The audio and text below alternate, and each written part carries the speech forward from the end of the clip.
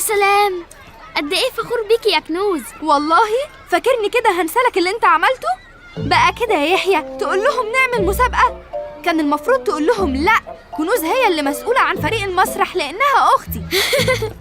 ما ينفعش طبعا، انتي اختي وانا بحبك اكتر من اي حد في الدنيا، لكن المفروض حاجة زي دي تبقى بالاتفاق بينا كلنا. ماشي يا يحيى. بس بقى يا كنوز اوعي الشنطة خلاص. والله ما هسيبك. ايه ده؟ في ايه؟ انا كان المفروض اقابل كان اسمه ايه؟ اسمه ايوه مازن.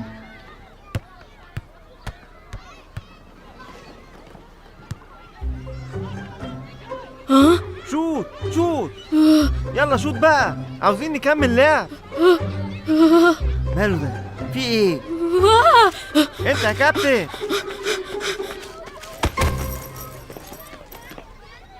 ايه يا ابني في ايه؟ انت بتجري كده ليه؟ حد ضايقك؟ لا كان عاوزني اشوط له الكوره. طب وفيها ايه؟ اصل انا مش بعرف العب كوره. انت كنت هتشوطها ناحيتهم بس مش هتجيب جول في النهائي يعني.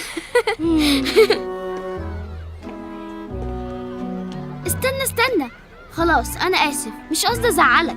وبعدين احنا مش كان في بينا ميعاد ولا ايه؟ مش انت مازن برضو؟ ايه ده؟ عرفت ازاي؟ واقف في نفس المكان اللي قلتلك عليه في اللايف الصبح ومعاك الكتاب، يبقى انت مازن اكيد. ايوه انا مازن. وانا يحيى، بس يحيى اللي بحق وحقيقي، مش اللي بتبعت له اسئله في اللايف. قولي بقى، انت ليه ما كنتش بتيجي تتكلم معايا؟ وليه عمري ما شفتك بتلعب معانا؟ عشان انا ما بعرفش العب. ده لعب يعني، مش لازم تكون بتعرف تعمل حاجه عشان تلعب. انتوا يا بتلعبوا كوره يا اي حاجه فيها جري، وانا لا بعرف العب كوره ولا بحب الجري. اقول لك سر، انا بعرف اعمل حاجات كتير لكن في خيالي بس. يعني مثلا انا احرف لاعب في العالم، واهم ممثل في الدنيا، وسباح ما حصلتش، وحاجات تانية كتير، بس كل ده في عقلي انا بس. بخاف اقرب او العب مع حد يتريق علي. حلو انك تحلم وتتخيل، بس الاحلى انك تتعلم وتعمل اللي بتحبه في الحقيقة. احنا من النهاردة هنبقى اصحاب. اقول لك انا كمان سر. ايه؟ خليه بعدين. دلوقتي افتكرت حاجة. ماما كانت عاملة لي سندوتشات زيادة، يلا ناكلهم سوا.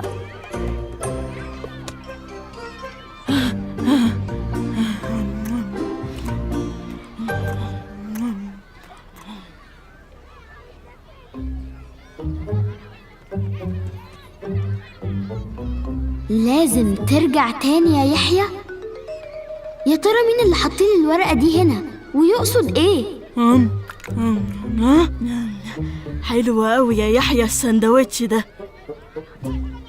هي مامتك بتحط القشطة مع الرومي؟ فكرة حلوة قوي. انت متأكد يا مازن انك اول مرة تشوفني من قريب؟ اقصد يعني اول مرة تقرب من شنطتي؟ مش فاهم تقصد ايه؟ لا خلاص. يحيى اوعى يكون اللي في بالي صح وتقصد اللي في اللانش بوكس. ايوه فعلا، انا اقصد اللي في اللانش بوكس. عرفت منين؟ يبقى انت. لا طبعا، ده سندوتشك انت، مستحيل هاخده غير لما استأذنك.